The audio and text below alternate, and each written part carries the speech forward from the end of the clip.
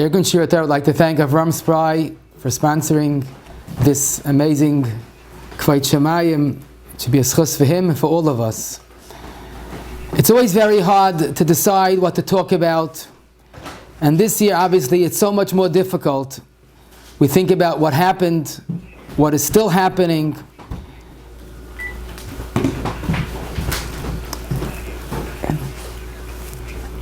And obviously it's very hard to decide what to talk about. And I must say I have no idea why the Rebbeinu Shalom did what he did and what he wants from us. For that you need the Gedolei Torah, the Einei Ha'eda. But I'd like to say, Be'ez Hashem Yisbarach, what I think we have to think about now, what I think is the Tzav Hashah, the call of the hour, in these very trying times. The Gemara says in Masechta Bava Basra, Daf Testament Beis, Kol Anoisen Pruta La'ani Mizbarach B'Sheish Brachos. If someone gives tzedakah, he gets 6 brachas. Obviously, tzedakah is greater than we imagine. V'amafaisa b'dvarim, and as Tais explains, he has no money to give. He can't give any money, but he appeases the ani, and he says nice words. Mizbarach b'yud aleph brachas. He gets almost double the amount of brachas. And the Gemara quotes the pasuk in Yeshaya, "V'safek l'ra'ev nafshecha." And the question that's so obvious is, what's pshat? Double brachas for giving nothing? In America they say words are cheap. And what's the raya from the pasuk, "V'safek l'ra'ev nafshecha"? And I personally have a different question. The Gemara says, Masechta Bava Basra, Daf Tzadik Beis, "Kol mavakesh rachamim al chaveroi, v'hu tzarech la'isei dava." If someone has a need of his own, and he puts his own concerns to the side and davens to someone else, and the Gemara brings 2 sources for this chiddush. Now it's very nice to daven for someone else, but why is he guaranteed hunen et chila? And why does it have to be hu tzarech la'isei dava? And I'd like to ask what I consider a kasha famaisa, an amazing story, which I think has an amazing lesson. Rabbi Chaim Kreisler Zechron Livracha used to say, "B'didei havi uvda." He was a bacha learning in yeshiva before the Second World War in Europe, and there were not enough beds for all the bachim, and he had to go to stay by someone, and it was a big schlep going at night, and he was waiting anxiously to finally be given a bed in the, quote, the dormitory of the yeshiva. And finally the day came, he was given a bed. And to him it was a great simcha to have so much more time to learn. He doesn't have to go schlep to the estancia to sleep and wake up. As he's walking to his bed the first night, he sees a new bacha, who Nebuch was blind, groping in the darkness literally, and asking, where's the bed? Where can I sleep? And Rabbi Chaim realized he had no idea that there's no beds for bachrim. And he realized this bach is in a terrible disadvantage. Where's he going to go? And I guess in a moment of greatness, Rabbi Chaim decided he's being mavata, and he's giving the bacha his bed. And he says, "Here, you want a bed? Come with me." And he gave him his own bed. And he went back to going to the place where he stayed. Then the war came, and one fateful day, Rabbi Chaim was in yeshiva learning with the bachrim, and the Nazis stormed the yeshiva, surrounded the yeshiva, and systematically killed out the entire yeshiva. They shot a bacha, threw him out the window, and the mom was waiting in line to be shot, and Rabbi Chaim was waiting in line, and he suddenly had a very strange tefillah bakosha. And he actually said, "Rebbeinu Shalom, you know how hard it was for me to be mavata, to give up my bed for that bacha. Please let the Nazi be mavata on my life." A very strange tefillah. Was a Nazi ever mavata on anything? But sure enough, when his turn came to be shot, he pleaded with the Nazi, "Don't shoot me, please save my life." And the Nazi for some reason agreed. He said, "I'll shoot up in the air, make believe you were shot, fall to the ground, I'll throw you out the window, and good luck." And that's the way he escaped and survived the war. What an unbelievable story. And obviously, Mavata is a superpower. It's probably sourced in the Gemara Rosh Hashanah Daf Yud Zayin. Kol hamavar midoisav mavirin al kol pshav, an unconditional guarantee. But how do we understand kulai hai v'ulai? Such a great schus of being mavata. I must say, ainli asik b'nistarais. I don't know how the Rebbeinu Shalom runs his world, but I think I could explain this, because this is not nistarais. This is one of the basic hanhogas Hashem Yisbarach, the way He manages His world. Imagine, try to put yourself back in time 50 years ago, and you have a son, one and only son, and you send him to Eretz Yisrael to learn. And anybody my age remembers 50 years ago, calling Eretz Yisrael was very difficult. I mean, cell phones did not exist, and even making a simple phone call to Eretz Yisrael was a big hassle. So basically, you put your child on a plane, and you hoped and you prayed that he should arrive safely and find a place to stay and get a bed in yeshiva. And here you are, you put your child on a plane, and a few days go by, and you're worried and worried. What's with my son? What's with my ben Yochidel? And one day you get a phone call. He's calling from a stranger's house. Where are you calling from, you asked? He lets you call? You wouldn't believe it, he tells you. A total stranger met me by the airport. He saw I was lost. He took me to his house. He took care of me the few days. He got me into yeshiva. He got me a bed. You wouldn't believe a Baal Chesed that I met, that I'm calling from his house. I ask you, as a father or mother, what would you not do for that stranger that took care of your child? Now maybe the mashal, the story is my own, but the nimshal is all of us. As Mesilas Yesharim writes, the end of Perek Yud Tes, Ein HaKadosh Baruch Hu oyev elami she'oyev es Yisrael. That's the formula, that's the Anhagas HaBayri. There's a reciprocal relationship. If you love a Yid, the Rebbeinu Shem loves you. V'chol ma she'odam magdal avoseh li-Yisrael, gam HaKadosh Baruch Hu magdal alav. It works hand in hand. And then it continues. What is this similar to? La'av she'enai oyev shum adam yoyse mimi shuraya she'oyev ezbonav ahavan amenes v'udava sha'teva yoid olav. Isn't this our mashal? Isn't this our story?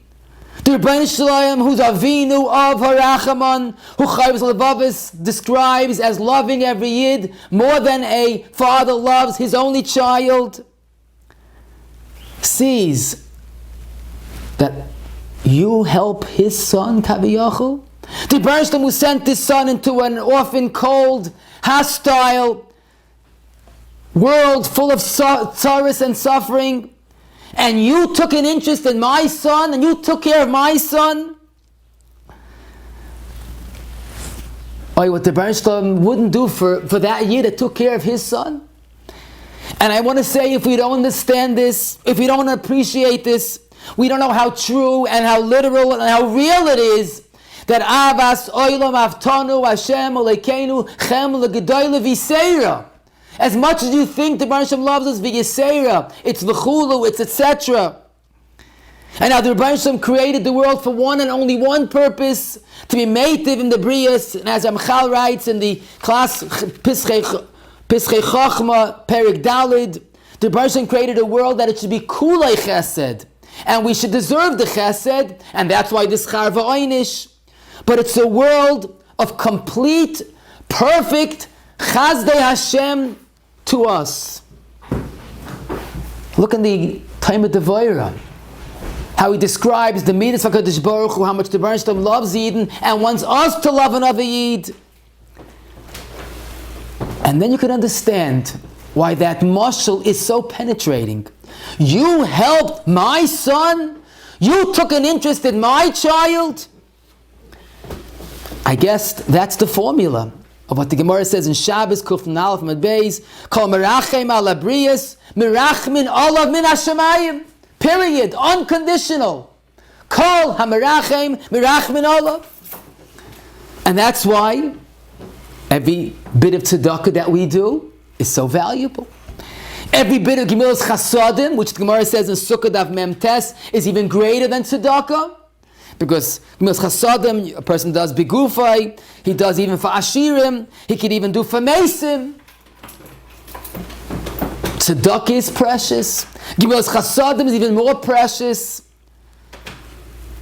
But you know what's the highest level of a Yid's attitude to another person? That's what the Mishnah refers to as Naisa Ba'olam Chaverei. Now, because the source is the Mishnah in Avos is the 6th parak, one of the Kenyani Torah is Naisa Ba'olam Chaverei. But you wonder, what does that mean on a practical level? And why do I think it's bigger than Tzedakah and Gemilas Chasadim?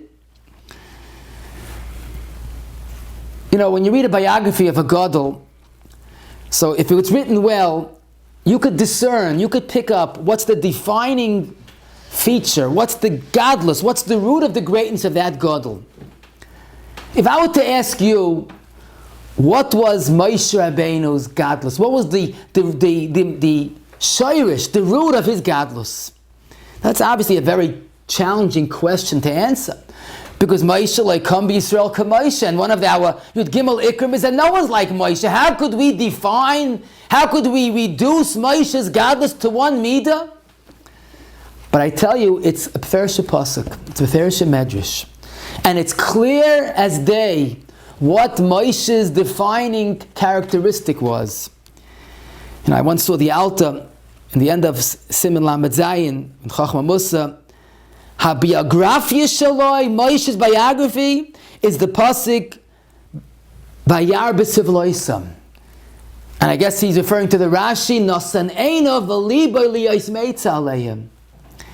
Rabbi Yeruchim, the Das Chachma Musa, it's on page 11, and it's also one of the Shmuz in Siman Nun Daled, expands on this, but it's so obvious. Read Moshe's biography. And who was the author, Kaviyachol, of Moshe's biography? Is Bari Olam. But you'll notice the recurring theme. Moshe's godless, Moshe's biography, his biography is Noisa Bal Chaverei. Look in Parsha Shmos.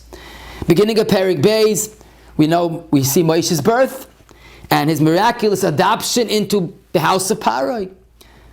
And the first thing about Moshe, Vayigdal Moshe, Vayetzi Alecha, Vayar B'Sivloisam. Moshe was in the lap of Malchus. He had everything he needed. But he went out to see the suffering of his brethren. And that's Stam Pashit. The first story, he was Moshe Nefesh to kill the Mitzri, who was hitting a Yid.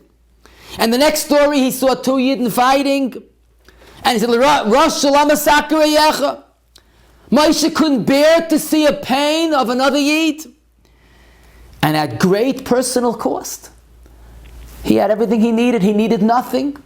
But he left the comfort of the palace of Parai. Vayetzi Alechov. And that got him into big trouble. Parai heard he killed someone, and he was banished. He had to run away. And raise a Pella. The next pasuk, after he runs away, he comes and he sees Benois Lot are being harassed. Vayakam Moshe Vayoshion. Moshe can't bear to see another person suffering. Story number 1 in Mitzrayim. Story number 2, he runs away. The next pasuk, he's saving Benois Lot. Moshe's heart beat only to the rhythm of Vayar B'Sivloisam. And then it's even more pleiadic. The very next pasuk begins Moshe's role as the Moshiach Shel Yisrael. Vayamas Melech Mitzrayim, Vayanch B'nei Yisrael Men Havoida. And you're learning, if you're reading the Chumash as a casual reader, which you shouldn't, but the pasuk flows. Story number 1, story number 2, and now Moshe Rabbeinu is re-entering the scene. But it's a pliya. As the Ramban in Perik Beis, pasuk Chav Gimel points out, there's at least 60 years, between 60 and 68 years of Moshe's life that's missing. Vayigdal Moshe, the story of his Mesiras Nefesh, he was 12 years old. Now, when he's meeting Parai, he was 80 years old. So Ramban makes the cheshbon either at 60, between 60 and 68 years are not discussed at all. Biografia, is that a biography? 60 years of a person's life is missing. Zok the Ramban, very matter-of-factly, Kiloi nischadesh b'yomim ha'cherim inyan sheyitztarach ha'kosev l'saprei. Those 60 plus years, there was nothing special to write about, so the Bereshit left it out. Nothing special to write about? I have no doubt that those 60 years were soaked and saturated with Avodas Hashem that only a Moshe could produce. And yet the Ramban says there's no need to mention it because there's nothing of importance. Because Zeh Hadov Asher Dibarnu.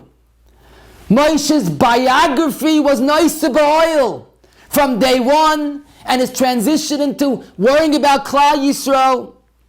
That's what's important. Of course, Moshe's Avodas Hashem is unfathomable. But Moshe's life was one long Noisa B'Oil. And that was his credentials, and that was his qualifications to be chosen as the Mashiach Shel Yisrael.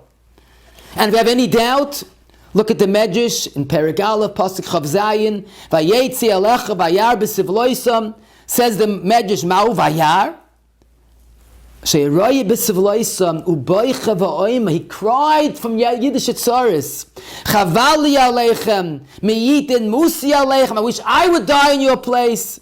Remember, he's talking in the comfort of Mitzrayim, of the Paro's palace, but he goes out to see Tzaris. And then he, in detail, it's amazing how Moshe was so perceptive to Yiddish Tzaris, how he noticed every bit of suffering. He was envisioning working with tit, and then he put his shoulder down. He helped every single Yid. Now, this probably is not literal. There were 3 million Yidden in Mitzrayim. They left 600,000, there's only 1/5. How in the world did he help 3 million Yidden? You know what the answer is? Noisa B'Oil does not mean necessarily helping. It means showing I'm there for you, I'm painting your pain, I'm crying your cry, I feel your tzaris. And look how he notices every nuance of the cruel treatment. He saw a Masa Gadol al Kotten, Masa Kotten al Gadol, how the Mitzrayim tried ingenious ways to bring out suffering. Masa Ish al Isha, Masa Isha al Ish, Masu Zokin al Bacha, how they reversed roles just to increase the suffering. And Moshe saw that. Vayimaniach deragoin shaloi zok the Medrash. He left his ma'ila, his gedula, v'hoylech u'miyashiv lehem b'sivloisam v'oisa kilu misayeya. He didn't help 3 million Yidden, but he was Noisa B'Oil. What does Noisa B'Oil mean? It means literally, he shared their burden. He took part in their suffering. He was carrying Yanib's pekel. And he made a statement to all of Klal Yisrael, I'm there for you, I'm part of your tzaris. Omer HaKadosh Baruch Hu, the Medrash continues, Ati nachta asokecha v'lachta lirais b'tzarin shel Yisrael. You left your comfortable life just to see the suffering of someone else? V'nahagde minig achim ani maniach es elyonim es tachtoinim v'ada be'imcha. Hado dikse vayar Hashem kisar lirais. Roa Kadosh Baruch Hu b'Moshe she'sar meyasokov lirais b'sivloisam lefikach vayikra elav elikim mitoich hasneh. The definition of Noisa B'Oil is Hanachta Asokecha V'Alachta Lirais B'Tzaron Shel Yisrael. It's not necessarily giving money or giving anything. It's giving yourself. It's becoming a partner. It's becoming a shutuf in Yanim Sar, that he's not alone. Because the most painful part of a tzara is when a person feels he's alone.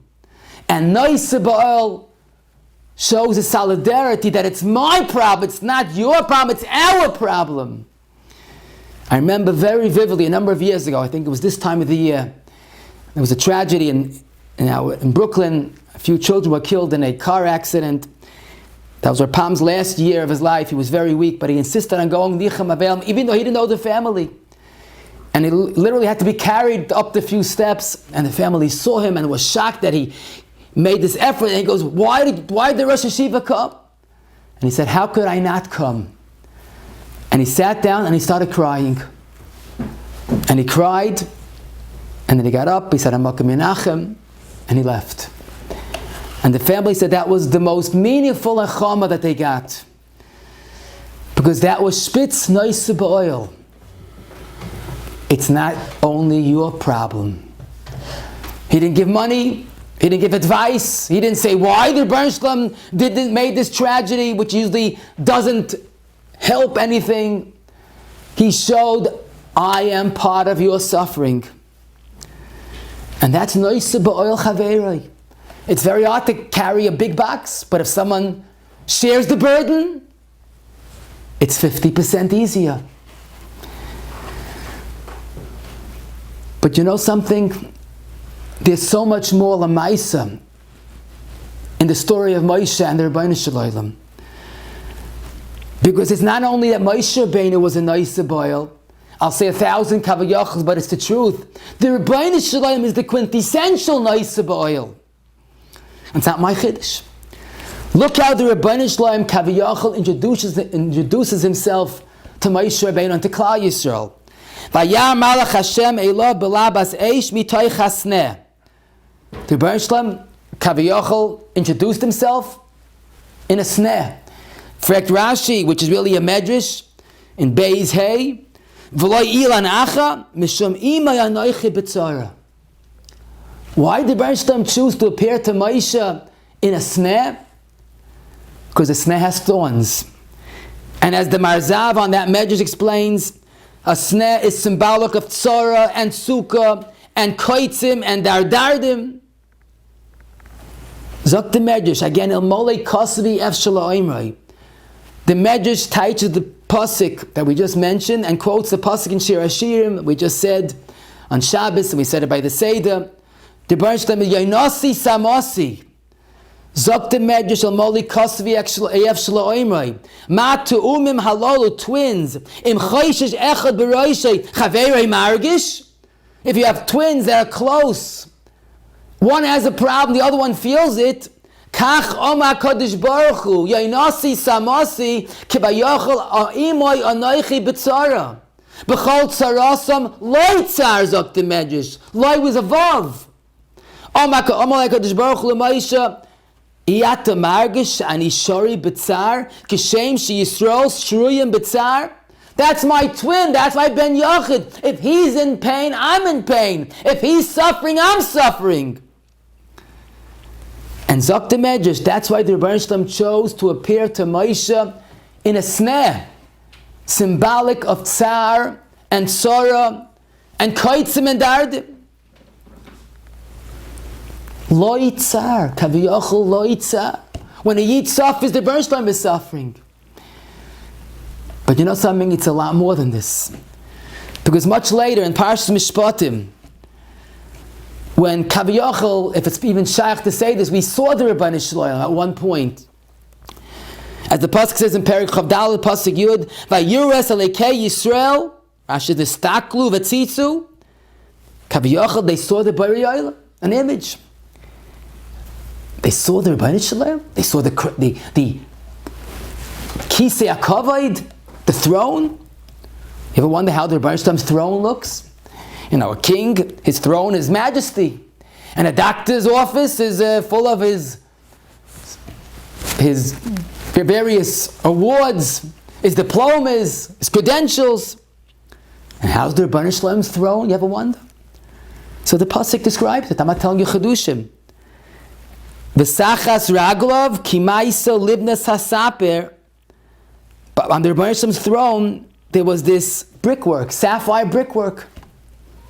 What's pshat? So Rashi quotes the Medrash. The Rebbeinu Shalom kept the bricks that Yidden made in Mitzrayim, that they poured their lives into.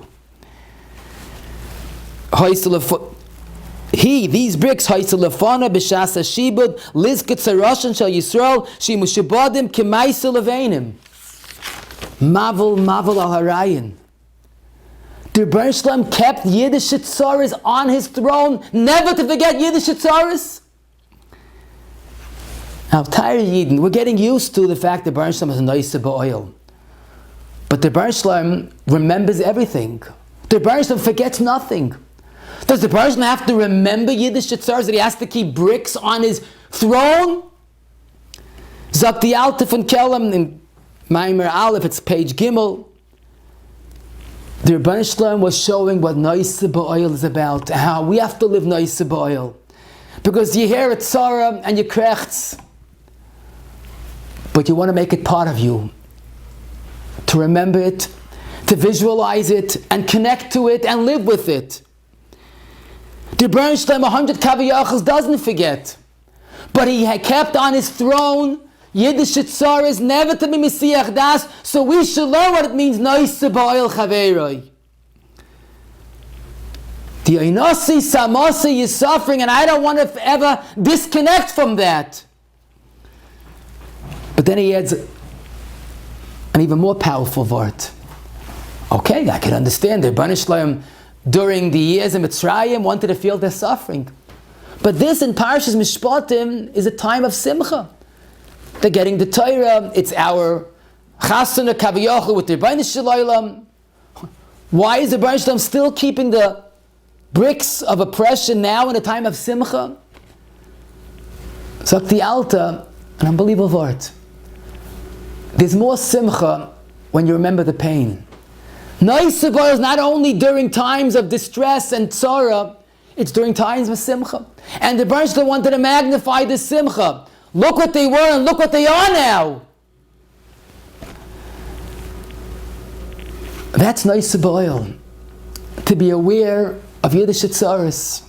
To partake in Yiddish Tzaris and hopefully partake in Yiddish Simchas. Because human nature, a person likes to be comfortable. He doesn't want to be burdened by someone else's sorrow. But then the feeling could dissipate.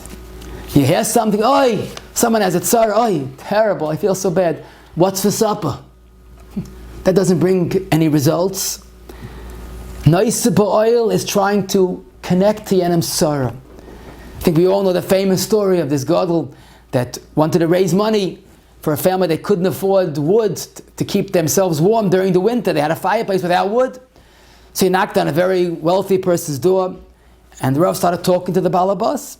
I know a family, and it's so hard for them. So the Rav says, "Why?" So the balabas says, "Why can't the Rav come in? It's so cold." No, let me finish. And he starts talking about how this family is suffering, and the balabas is ready. He's frozen. He goes, "Please come in, Rav. We could talk inside." He says, No. I want you to feel what it means being freezing, so you'll give accordingly. That's a training in Noise Ba'oil. If someone else's problem is an abstract concept, so you don't connect, you don't relate to it. But if you're living with the Yisoid, the Makar of Noise Ba'oil in the Torah, the Pasuk in Parshas Mishpatim, Im Kesef Talva, Es Ami, Es Ha'ani Imach. You extend the loan, it's a mitzvah, it's a chiyuv. Sagt Rashi, so but what's the pshat? Es Ha'ani Imach. Sagt Rashi, quoting a Tanchuma in Perik Tezvav, having mistakel ba'atzmecha kilu ata'ani. The Pashit Pshat in the Pasuk, when you learn Chumash Rashi with your child, Im Kesef Tal Vesami, why? As Sa'ani Imach, as if you're an Ani. Now, I'm giving a loan, I'm very generous, why do I have to make believe I'm an Ani? But that's Noise Ba'oil. Because if someone needs a loan, you'll give him, or you won't give him, you'll give him a little bit. But if I need the loan, and if I'm in distress, why will I expect to get a lot? That's Noise Ba'oil. Because when a person feels Yenem's tzara deeply, he responds accordingly. And I once said, there are zwei dinim, drei dinim, there are three types of people. There are some people, enayim lahem v'loi ro'u, they don't see, they don't care, nebuch. We don't know such people.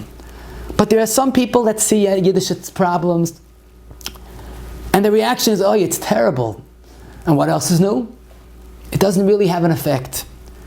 But the Naisa Ba'oil is someone that takes someone else's problems literally and seriously. It's like Rabbi Levine put it so beautifully. He was once walking with his Rebbetzin to the doctor. And the doctor, who was a Talmud of Rabbi Levine, saw Rabbi coming, so he ran over and says, Rebbe, what's the problem? He thought Rabbi Levine had a problem.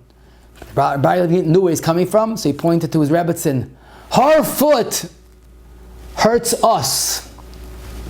That's why he was coming. Because her problem was his problem. Now, the Mabitzei Torah Musar Chelik Aleph at page Kuf Yud Zayim, it's recorded that there was a fire in Brisk in Tov Reish Nun Hey, 1895, Lemisparim. And Reb Chaim's involvement with those that lost their homes in the fire, the Lashon is there, whoever didn't see Reb Chaim's work to helping those that lost their homes, Lo'ira Rachamim Miyamav, never saw what it means Chesed. Reb Chaim was a goyin in Chesed. But what touched me, it says there that even though Reb Chaim's house was unaffected, he refused to sleep in his own bed. He slept in the shul with all the other Plaitim until every last home was rebuilt. Now, the Lamdim will ask, what did Reb Chaim gain by not sleeping in his own bed? He was working day and night, isn't that enough? So, I guess the story of Reb Chaim deserves a Tzvei Dinim. First of all, that's Naisa Ba'oil. When someone is sleeping in a shul and he sees the Rav next to them, it's a lot easier. He knows it's not my problem, it's our problem. That's Naisa Ba'oil. But it's also very practical. Because if someone will not sleep in his own bed until someone else's home is rebuilt, he'll make sure to work harder and harder. It's like something that happened a number of years ago. There was someone that had a problem, and someone that I felt could help them. And he wasn't rising to the occasion. So I told him nicely, I think you should get involved and help the other person. You could do it. He says, but what could I do? I told him, you know what you could do? Sit down and start crying for the other person's sorrow. And believe me, if you'll cry for the other person's sorrow, you'll figure out what to do. And that's Naisa Ba'oil. And then I understood, the greatest Nesias oil is when a person puts himself to the side and focuses on someone else. HaMispala Ba'ad Chaveira is a great midah. But v'hu tzarich la'osei dava, he is involved with his own need, but he puts that to the side and he focuses on someone else. Hu nenetchila. That's the greatest level of Naisa Ba'oil. Not only is helping someone else, but even though he has that need, but he focuses on someone else. Noisy Zoychad, what Mesil Hasharim writes, HaKadosh Baruch Hu's love. And that's certainly why Mevater is such a superpower by Bari Olam. What is Mevater? You give your own bed for someone else, even though you're deserving of it, and you waited for it. Ma'aver al midosav. It's all about negating the self. Not just helping someone else, but putting someone else before your own needs. And then I understood. Tzedakah is very chashuv. You give money. Gemilas chasadim, you get involved. But you know what's the most valuable? V'safeik l'ra'ev nafshecha. A person doesn't have what to give, he can't give. So he gives the greatest nesina, he gives himself. He takes part in someone else's tzara. He doesn't just send a check. He doesn't just help. He comforts him. Hamafaisa b'dvarim. Now it's our problem. You know what the biggest nesina is? V'safeik l'ra'ev nafshecha. Megit zich alein fayenim.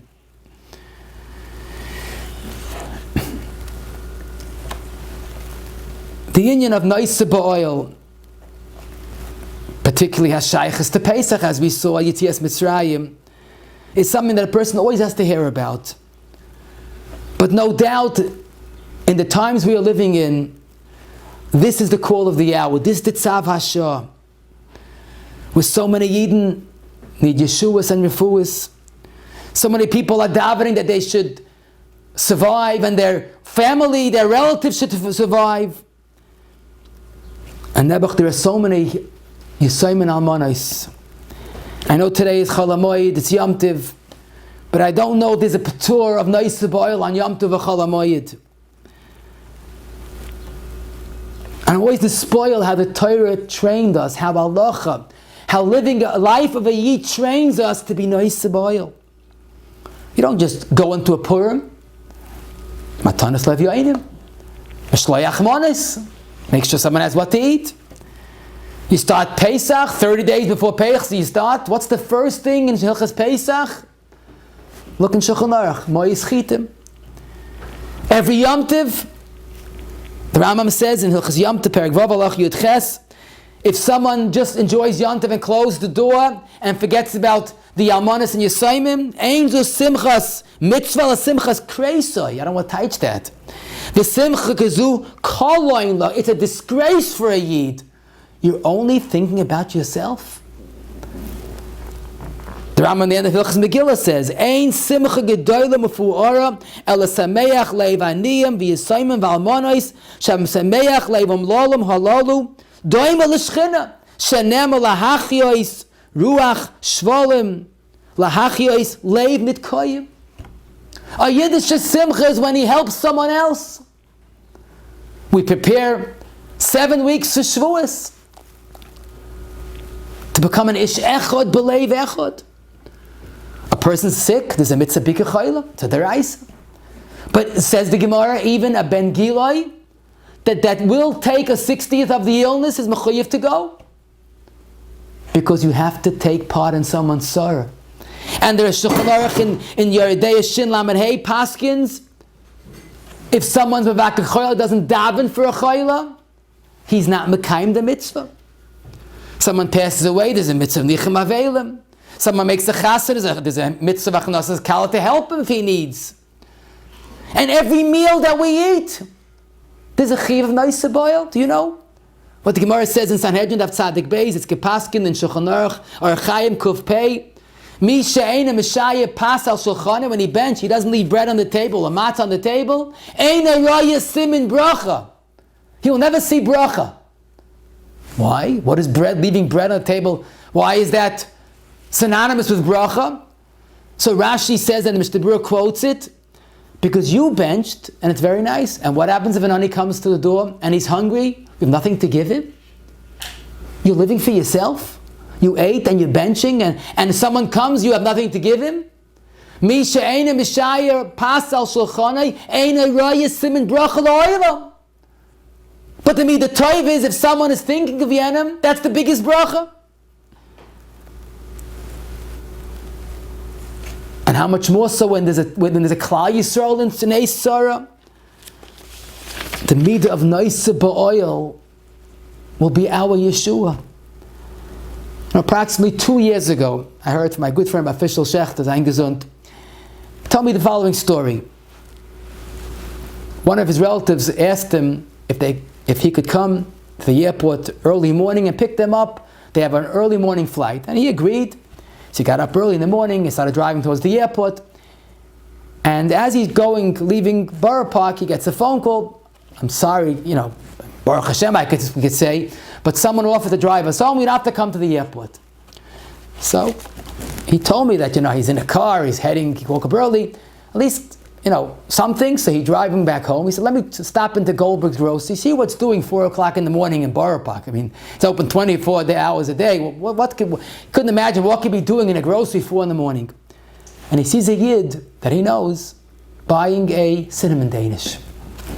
So if you buy medicine in the middle of the morning, or you buy baby food, something, but a cinnamon Danish 4 in the morning, so he asked him politely, is it that important, a cinnamon Danish 4 in the morning? So the Yid was officially a pashti. He told him the following. Over 8 years ago, Reb Shalom Rabash was sent to jail, and it bothered me a Yid's suffering. Now, I never met him, I don't know him, but I wanted to take part in his tsar. And I decided the food I enjoy most is a cinnamon Danish. I am not eating a cinnamon Danish until that man walks out of jail. And a few hours ago, he was released, and I went to the celebration, even though he doesn't know me and I don't know him, but I was part of it. And on the way home, I wanted to have my first cinnamon Danish in 8+ years. I heard the story. It said, Rebbeinu Shalom, Habeit mishamayim ure'ei, Mika Amcha Yisrael. 3,000 plus days go by and a Yid is living nice to boil. But then Rav Fischel said, I'll tell you another story. His Mechutenista, another Pashat Yidna, had the same reaction. And she decided she can't live without coffee, but she could live without sugar in the coffee. And she also made a Kabbalah that as long as he sits in jail, she will not put sugar in her coffee. 3,000 coffees of nice oil. And Kana ben Shoyel, how is that helpful if you don't put sugar in your coffee or you don't need cinnamon Danish? But that's the superpower of nice oil. And I said this once, Barabin, and people have told me that a number of Gedolei Yisrael said the same Ryan, that there was never a time in recent history that there was such an outpour of Nesias oil, like when Reb Shalom Rabashim was thrown into jail. The rallies, the collection, the political pressure, the letter writings. But there was such devotion to someone else's tzara. That's why he was released. I mean, to say it was because of the president, it's the president, but when Yidden rose to the occasion, when nice oil, that's our Yeshua. And I'm very proud to say what we saw in the past few weeks. The Chevrat Sol, those Malachei Rachamim, who redefined Mesiras Nefesh and bravery and the Siyas oil. This is what is going to get us out of the tzara. And I want to mention something else. I've heard a number of people and made chasanas in the past few weeks. Obviously it was just a minyan in a backyard or in a basement. And they pledged all the money that they saved. They pledged it to give Talmanas and Yisayimim. That's going to put an end to our suffering. When there's Yiddish Nesias oil. Rabbi Chaim Kanievsky, in the letter that he wrote in the beginning of the outbreak of this epidemic, he says, we have to learn to be mavata more and more. And Kedarka, he referred to a Gemara in the end of Hayriyas, that even Rabbi Yosef was apparently more qualified to be a Rosh Hashiva, to be the Melech Yisrael, than Rabbah, the Nasi, the leader of Klal Yisrael. But he deferred, he was mavata, he wanted Rabbah to do it. Imagine, for 22 years he lived being mavata to someone else. He gave up the position of Melech Yisrael. But the Bereshit Bleit Nishuldik. Says the Gemara, for those 22 years, even an uman, even bloodletting, which is very typical, very standard procedure. Rabbi Yosef's entire family was so healthy in those 22 years that nothing went wrong. Even bloodletting, which is not even a serious procedure at all. But for 22 years, his family remained perfectly healthy because he was mavata.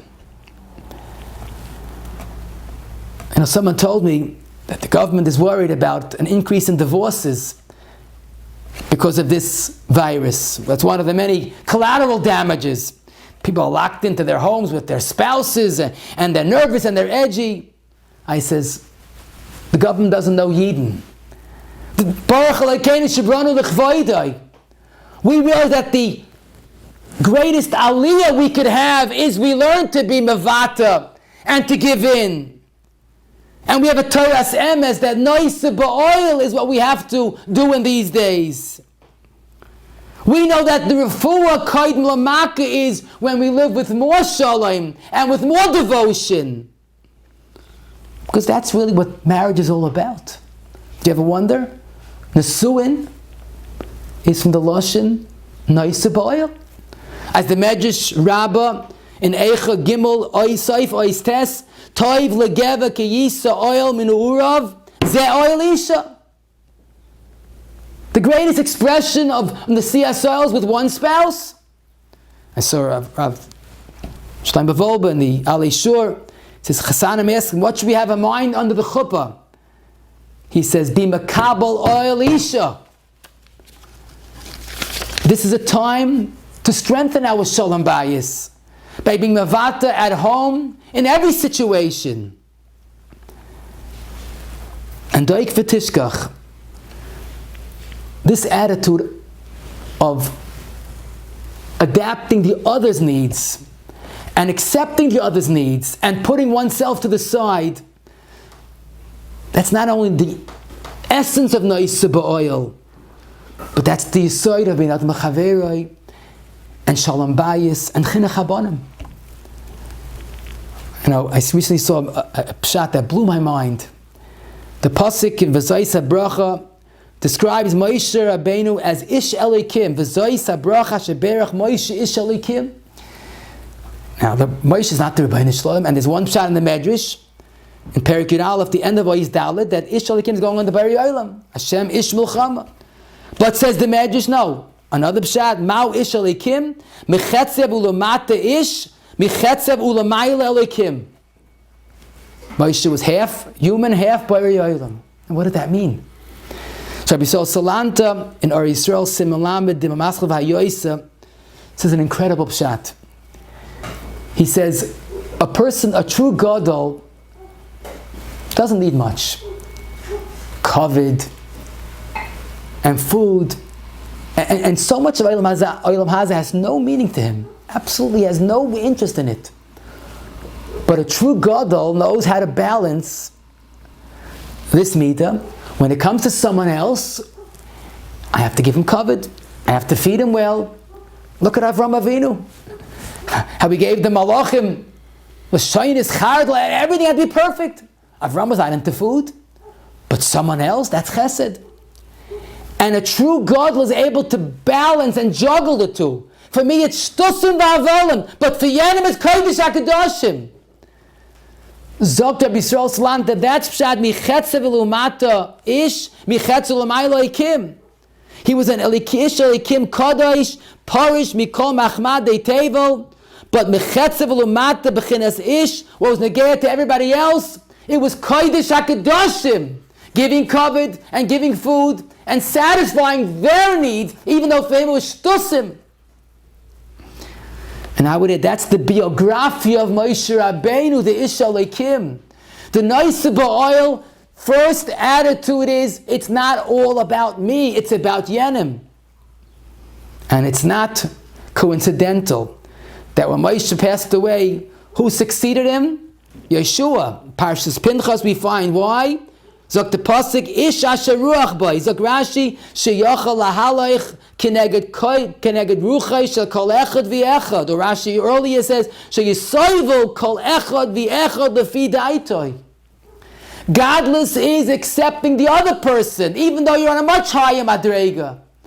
If it's important for him, it's kodesh hakadoshim for me. That's getlichkeit. I know a story I heard from a reliable source. The Bachram in Besmedj Gavoy once saw a Baron Kotler playing chess with someone. And a Baron, his every moment was Kodesh HaKadoshim. Every moment was Klal Yisrael. Why is he playing chess with someone? And the answer was simple. That person had emotional problems. He didn't get excited about a Blat Gemara, but he enjoyed playing chess. The Bachram saw a bizarre incident.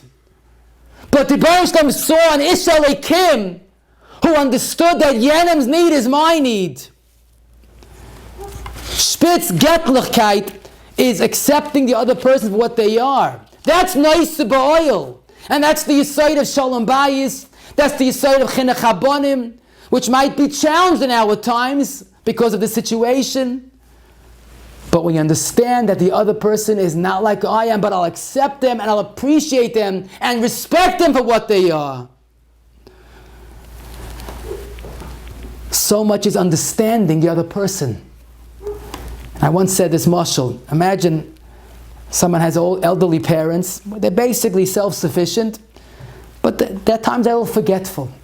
Sometimes the mother will leave on the fire, the gas range. It could be dangerous. Or sometimes the mother takes medicine a second and a third time, which is not safe. Sometimes the father is a little disoriented, will walk out to go to shul at 3 o'clock in the morning. But he doesn't want to stop them from living alone. So he has a good idea. He'll hire an aide for one purpose. You don't have to cook. You don't have to clean. My parents could do it. Just watch them. Make sure that the mother doesn't leave the fire on, doesn't take a medicine a second time, the father doesn't walk out in the middle of the night. I'm hiring you for one specific purpose. Just keep an eye on what's going on. Good idea. You don't have to clean, you don't have to bake, cook, nothing. Just watch them. Imagine 3 days later, this aide calls hysterically. This is ridiculous. Your father went out to shul. It's 3 o'clock in the morning. Your mother's taking a medicine again. So the concerned son said, I don't understand you. I hired you for one reason. Not to cook, not to bake, not to clean. I hired you to watch for just what you discovered. That's your job. The Rebbe Shalom hired us and put us into this world to be there for someone else. The good times, the pleasure we have from someone else, you don't need a mitzvah for that. But the tachlis of our lives is be nois ba'oil. The difficult times. And the pay is very well. L'mazer doima la'ov she'ena oyev elami she'oyev es bonav. L'kach neitzarta. We're here to help others and put ourselves in their shoes and feel their suffering and deal and accept their mishigas, and even though for us it's unimportant, but that's getlichkeit. Someone called me Erev Yom Tov. I guess he knew my personality. He mamish made my Yom Tov. He said, in the past few weeks, a group of balabatim, well-to-do balabatim, started a movement that after we get over this virus, to make smaller chasanas, not to make lavish weddings, to make small varts, and over 500 balabatim already signed on this Kabbalah. And I tell you, that's going to bring the end to our suffering. When we as a tzibur rise to the occasion and decide to be nois ba'oil. Money could do so much. Money is synonymous with Kvayt Shemayim. But in our times and post-corona, money is nefasha, is mamish. People lost jobs, people lost spouses, people lost fathers, people lost breadwinners. This is what we need. Real nesias oil. Someone told me also what he heard from the government is they're very concerned about post-corona. There's going to be mad rushes to everything. Don't forget, the world stopped for weeks. There'll be mad rushes to doctors and dentists and shopping and wedding halls, and people, life basically came to an abrupt halt, and it's going to be very challenging. But for us, that's the refuah. It's an opportunity of being mevata, of stepping to the side. Let someone else go first. L'kach neitzarta. And I want to mention, I guess you're talking about chasanas and priorities. The Ogah B'Leivish Chazal tells you, Asichen al acherim. Parents put so much effort into raising children and getting them ready for the chasana. Damim tarti mashmat, prepare a child for the chasana. Everything has to be perfect. How much effort do we spend on preparing our children for what's really the success of marriage, of nois ba'oil, of nesuin, of toiv legeva ki yisa oil min urav? We live in a dar that's described as the kumpnich dar. I deserve it. It's coming to me. You know, Chassan has his list of things that he deserves, the gifts, a shas, of course, and a shulchan aruch, and a watch, and a menorah, and an esrog pushka, and the list goes on, what he has to get. And the kala has her things that she deserves. Is this helpful for a marriage? that marriage is all about getting. I don't have to tell you the word get is the wrong word in a marriage. Isn't marriage all about giving? And then contrast that to a story that I know of an Adam Chashiv who's constantly connected with nefashes umlolais, and he told his daughter on the day of a chuppah, he gave his daughter a number of phone numbers of almonais, and he instructed his daughter, call up this woman and say, my father asked that you give me a bracha on my chuppah day because you have so much emunah. And the girl said every time she called another almana, the almana started crying. Your father said to call me? That's training a daughter in what life is all about, of thinking of someone else. I know a father that told his chassan, his son, by the chasana, don't just grab the people that are popular to dance with, take those that are neglected. Because you're a Baal Simcha. Baal Simcha means you control Simcha. You could dispense Simcha. You could give Simcha. That's a lasting chinuch and what life's all about. Like Rabbi Chaim Volozhin would say, Leila atzmai nivra. Elohoya la'achrini, to think of others. And there's a lot to say, but maybe most important of them all, which so much of Bein Adam Chaveri and Chesed depends on, is learn the lesson that we saw in the Gemara of Bava Basra, what it means, words. Hamafaisai b'dvarim. How true it is, Chayim biyad loshoin, how words can be therapeutic, and words are healing, and words are uplifting, and words are rejuvenating. We should never know the pain of someone who feels alone, who feels that he can't make it. But words can be that pidyon shvuyim. I have a friend, Zayin Gesund. He's a beloved Marbitz Torah. He told me this story many times, that he is where he is today because of a dime. Now in our society, we don't even know what a dime is just about. But he told me the story. It was close to 40 years ago. He was struggling, and he's a bach in yeshiva, struggling with a difficult problem.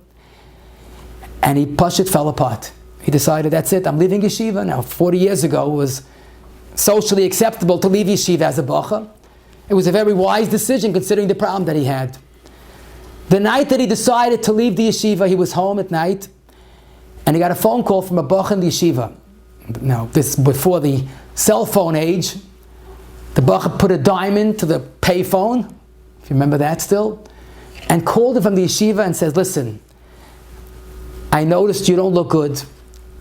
I don't know what your problem is, and I certainly can't help if I know what your problem is, but I want you to know that I'm rooting for you, and I care for you, and I'm hoping to get over the problem. And this was the right words in the right time. And he decided, I'm not giving up. And he came back to the yeshiva the next day, and it's already close to 40 years. I would say 30 of the 40 he's being Marbitz Torah because of a dime, because of Mefaisa B'dvarim, because someone that understood that there's a Chayim b'yad loshin. But it's lav dafka in a struggling bacha. There are people that are very alone, but especially now, locked into their homes. It could even be one's parents or grandparents or neighbors. And now we can't visit personally, but a phone call could be chiyus. The Gemara says in Masechet Tainis and Bava Basra, oy chavrusa, oy misusa, im ein leila adam oyavim, noyach loy sheyamus. When a person feels alone, then even death is more desirable. And a phone call could be that chavrusa that replaces the miserable feeling of misusa. You know, we hear about the mitzvah pidyon shvuyim. Our hearts go out for someone in jail, and what we wouldn't give, al pi halacha, the chiyah pidyon shvuyim is very overwhelming. No? But I'm going to tell you about another pidyon shvuyim. When a person is overwhelmed and trapped with his own sorrow, and he feels alone. And best described with the words of Adonenu David, Habeit Yamin Ure'ei Ein Li Makir Ovad Monais Mimeni Ein Doirish L'Nafshi. No one cares about me. No one's worried about me. Ein li makir, ovad manis, ein darshan nafshi. And then the person is experiencing the inescapable feeling of ein chavish matir atzmai mibeis asurim. And then all you need is a few words.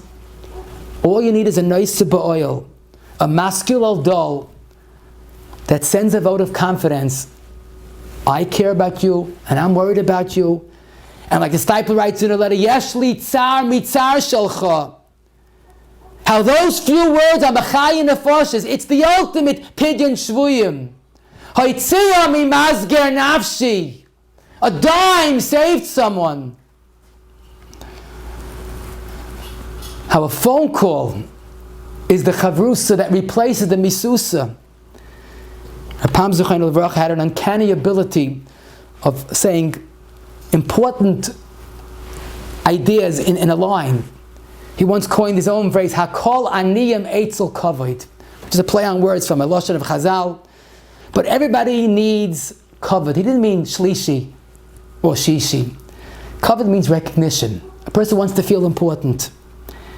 And that's one thing that even the most successful, wealthy, brilliant person can give himself. You can't give yourself kavod.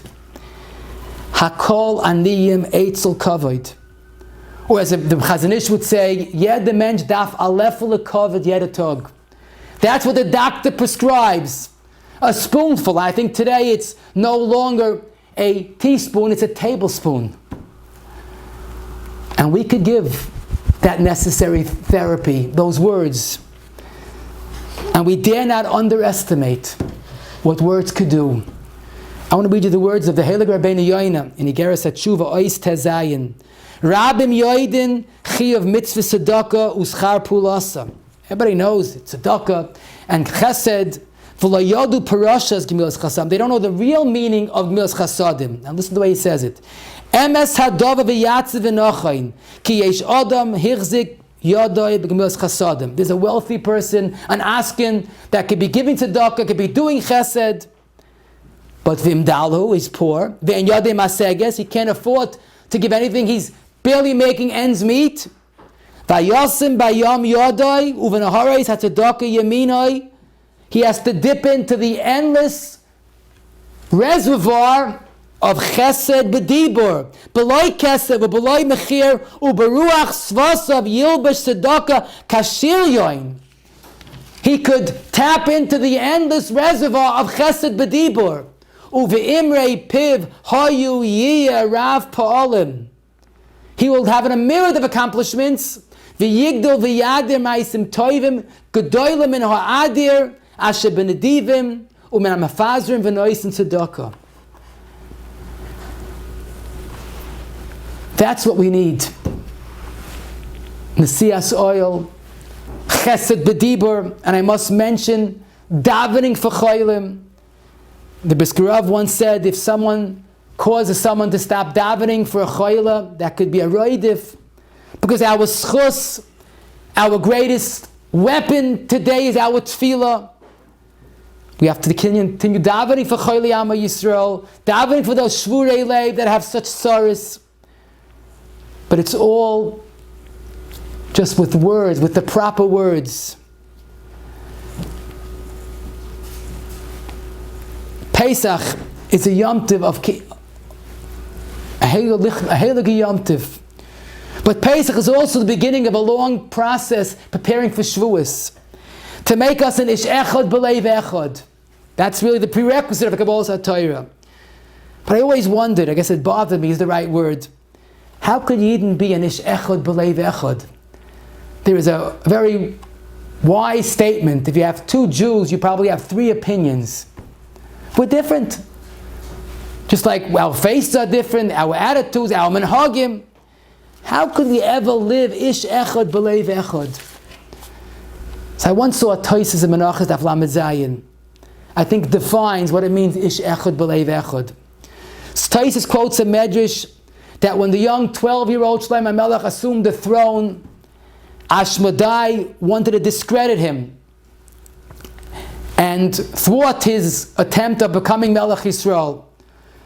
So, as the Tosis says, he created a human being that had two heads, and this two-headed human being came to Shlomo and asked the Shaila, I have brothers and the father died. I say I get double Yerusha, I have two heads. But the brothers say, but there's only one body. What's the halacha, Shlomo? Two heads, one body. And Tosfos does not say the end of the story. If you look in the Shita Mekubetz, is on the page. So Shlomo with his chachma boiled water, and then he covered one of the heads, and suddenly poured the hot water onto one head. And Machmas Atzar, both heads started crying. Amar Shlomo Shma Mina, the told the echad l'shnei rashim ve'einiden ela ke'ish echad. True, there's two heads, but if they both cry out, one from the other's pain, it's one person. And to me, that's such a striking, penetrating lesson. You could have two heads, you could have two different people with two different hats, or one doesn't wear a hat, or one wears a yarmulke, one wears a kippah sruga, or one has long payas, one has no payas, one has a long beard, one has no beard. You could have two heads that look totally different. But if one head cries out from the tsar of the other head, that's one. And Tosfos Lashon, the sheet is Lashon, ve'einid el ke'ish echad. You know what it means? Ish echad b'leiv echad. Not that we're the same. That's the yofi, that's the splendor of Yiddishkeit. Kepatash afoitzes Yisela, we have different minhagim. But when a Yid cries out with someone else's tsar, whether he knows him or not, that's ish echad. And like the medj that we began with, that Yid not to umim HaKadosh Baruch Hu, im chosh echad b'roishei chaverei margish. Now is a time, more than ever, to live with Yenim Tsar. That's the Tzav HaShah. And let me conclude with one more thought. Someone asked me recently, there's so much going on. Is this a sign of Mashiach? I told him I have no idea. But I could tell you one thing. This could bring Mashiach closer. And I shared with him a vart that two of the Gedolei Mashkichim, both Shabi Gezut and B'Marach Yomim, said that I think is very appropriate to define the Tzav HaShah. We find in Parshas Vayera two seemingly unrelated incidents. First, Lot is Moiseh Nefesh, for who he thought were the Orchim, for the Malachim, an incredible Mesiras Nefesh. And the end of the Parsha, Lot was saved. So Dr. Moshe Wolfson, based on a Zoya, it's not unrelated incidents. Lot was destined to be saved. He was a nephew of Avram, but he didn't have schusim. He wasn't deserving of it. So the Rebbeinu Shalom engineered a situation that he could be Moiseh Nefesh for Chesed. He'll deserve the Geul that he was supposed to have. We find in the end of Parsha Shmois, it starting to look good, like there's a Geula on its way, and a terrible setback. You even have to produce more bricks. They can't do it. And the Shaitrim, the police, took the beating. So Matisyahu Salmon Zayin Gesund said, if it's going good, why this sudden turn of events? So he said, it was time of the Geula, but they weren't deserving of it. So the Rebbeinu Shalom engineered a situation that Yidden will be able to be Moiseh Nefesh one for the other. And the ultimate Mesiras Nefesh when the police took the beating for someone else. And to me it was amazing. Two incidences in Torah HaKadoshah that the Geula comes from Mesiras Nefesh for Nesias Oil. Light for the Malachim, Yidden for one another in difficult times. Maybe that's what's going to bring our Geula. When we are Moiseh Nefesh for Nesias Oil. Or like I told someone, when you hear someone that has a problem, don't just krechts. Be mekayim what the pasuk is, ache techbat. Do something. Someone has a tzorah, give him a call. Someone is suffering, send him a few dollars. Whatever you could do. But don't just let it remain with the krechts. turn it into the superpower of Nesias oil. And if we respond, if we turn Tzara into Chesed, if we turn Chayshich into Argadol, if we turn Tzara into Revacha, if we turn Tzara into Hatzalah, we'll be Zoicha that the Rebbeinu Shalom will be nice to oil, and he'll send us the Geula Shleima b'Meheira v'Yameinu. Amen.